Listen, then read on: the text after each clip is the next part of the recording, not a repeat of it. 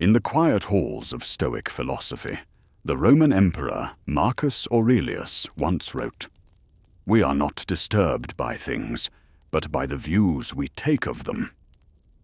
But what happens when the source of disturbance wears the mask of a friend? We expect our enemies to attack us openly. We prepare for the rival, the critic, and the aggressor. But the Stoics warn of a far more dangerous threat, the enemy disguised as a companion. Seneca called this the most damaging kind of betrayal, because it wounds you while you are embracing it.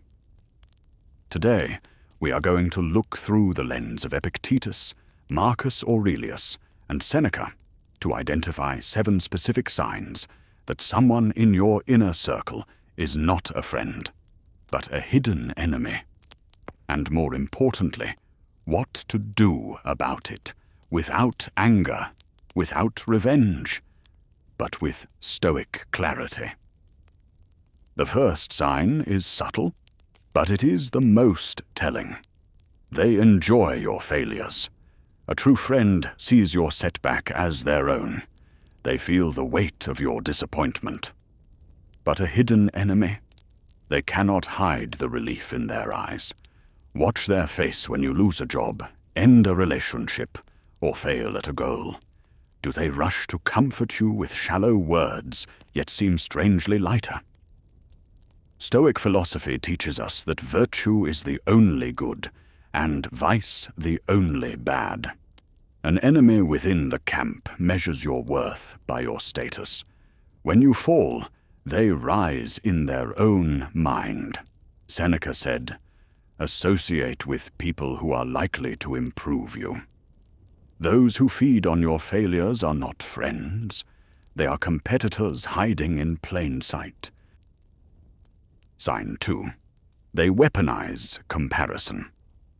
The Stoics viewed comparison as a thief of tranquility. But when a false friend says, "Why can't you be more like John?" or "Look how successful Sarah is," they aren't motivating you. They are undermining you. An enemy wants you to feel insufficient. They want you chasing external validation, so you never build inner strength. A genuine friend looks at you and asks, "Are you better than you were yesterday?" Marcus Aurelius advised us to focus only on our own demon, our own character. If someone constantly drags your eyes to the achievements of others, they are steering you away from your own path. That is not fellowship. That is sabotage. The third sign involves trust. Epictetus famously said, "If you want to improve, be content to be thought foolish and stupid regarding external things." In other words, guard your inner thoughts. The hidden enemy will listen to your vulnerabilities. They will nod sympathetically. And then, in a group setting, they will accidentally mention your fear or your past mistake. When confronted, they say, "I'm just being honest," or "You're too sensitive." But the Stoics understood that trust is a sacred reserve. A friend uses your secrets to heal you. An enemy uses them to entertain others or to lower your social standing. If your private pain becomes public entertainment in their presence, you are looking at a wolf in sheep's clothing. Sign 4. Everything feels like a contest. You buy a car. They mention a more expensive one. You share a success at work. They immediately recall a bigger success of their own. Now, Stoicism does not reject ambition, but it rejects the comparison that leads to malice. A true friend operates from sympathia, the Stoic idea of mutual interdependence. Your win is their win. Your growth is their joy. But the hidden enemy is trapped by envy. Envy, Seneca wrote, is the most persistent of vices because it feeds on the success of others. If you feel exhausted, not energized, after celebrating a victory with this person, they are not on your team. They are running a race against you while pretending to run with you. The fifth sign reveals their loyalty, or lack thereof. Epictetus taught that we should test impressions before accepting them.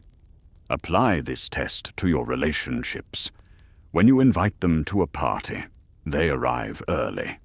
When you need help moving furniture, a ride to the airport, or a shoulder during grief, they are suddenly too busy. This person loves your proximity to pleasure, not your personhood. A friend is a refuge in the storm. An enemy uses you for entertainment and discards you when maintenance is required. Marcus Aurelius reminded himself daily that people exist for the sake of one another. If your relationship is one-sided, where you give support and they give absence, you have identified a parasite, not a companion. Sign 6 is specific, and if you are studying Stoicism, you have likely seen this. When you try to improve yourself, waking earlier, controlling your temper, journaling, or refusing to gossip, the hidden enemy will mock you. They call you boring, robotic, or pretentious. Why? Because your growth exposes their stagnation. The Stoic path requires courage, but cowards in your social circle will try to pull you back to the mean. Seneca warned that no one can drag you down unless you allow it. But pay attention. Does this person celebrate your discipline, or do they make jokes about it? A friend wants you to become the best version of yourself, even if it makes them uncomfortable. An enemy wants you to stay weak so they feel strong. Their laughter is a cage. The final sign is not intellectual. It is visceral. It is your body speaking the truth that your mind wants to ignore. After you spend time with them, check your energy. Do you feel lighter, inspired, or do you feel exhausted, anxious, or somehow small? The Stoics emphasized the ruling center, the hegemonikon, but they also taught us to trust our natural impressions before reason distorts them. Your soul knows when it has been cut. If every conversation leaves you defending yourself, explaining your choices, or justifying your existence, you are not in a friendship. You are in a quiet war. Marcus Aurelius said, "Waste no more time arguing what a good man should be. Be one, but you cannot be one while constantly absorbing invisible poison. Silence that voice that says, they aren't that bad. Trust the fatigue." So, you recognize 1, 3, or maybe all 7 signs. What now? Do you confront them loudly? Post cryptic quotes? Seek revenge? No. That would violate the Stoic discipline. The Stoic response has 3 steps. First, withdraw your expectation. This person's not a friend. You were wrong about them. That is not a tragedy. It is data. Do not hate them. Simply adjust your perception. Second, adjust your proximity, not your emotion. You do not need to announce an exile. Slowly, without drama, move them from your inner circle to the outer ring. See them in groups, but not alone. Share surface-level information, never your deep plans. Epictetus said, "If you want to be free, don't wish for things to happen as you like, but wish for them to happen as they do." Accept who they are, and act accordingly. Third, guard the fortress of your mind. The greatest revenge, according to Marcus Aurelius, is to be unlike the enemy who harmed you. Do not become bitter. Do not gossip about them. Simply outgrow their reach. A true Stoic does not burn bridges. They simply stop building them. Friendship, to the Stoics, was a form of virtue. It was sacred. But you cannot have sacred bonds with profane actors. Seneca wrote extensively on the ideal friend, someone who fears nothing for themselves, but everything for you.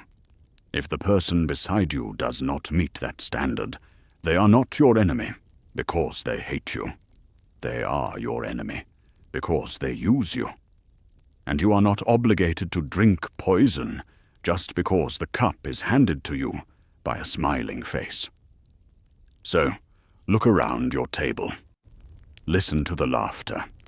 Feel the silence after a secret is told. And remember, it is better to walk alone in the light of reason than to be surrounded by shadows wearing familiar faces. If this perspective served you, share it with someone who values truth over popularity.